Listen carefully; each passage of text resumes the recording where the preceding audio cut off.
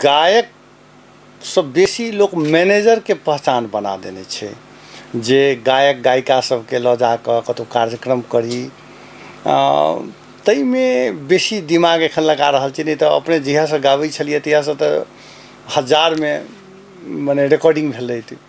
हाँ, ये एकदम सही बात कहलहुँ अहाँ सुजीत सर।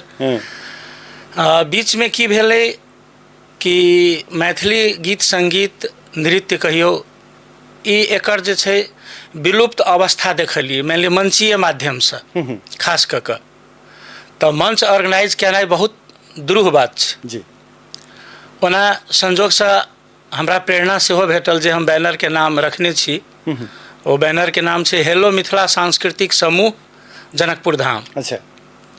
जे लगभग 2001 ईस्वी में ओकर हम स्थापना केलिए और हमरा संग बहुत रास कलाकार सब ओहिमे सहयोग केने रहथि ओहि बैनर चलबऽ में। अच्छा।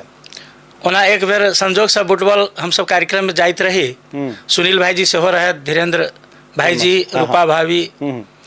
तो हमरा रास्ता में कहियो देला कि नवीन दोसर नाम तोरा नहीं भेटला, जे हेलो मिथिला, हेलो मिथिला किया चॉइस कैल। तो हम कहलियन भाईजी अहाँ तो रेडियो के कार्यक्रम चलबै छियै, अहाँ के तो लोग के देखैया तो नहीं, अहाँ के सुनैया।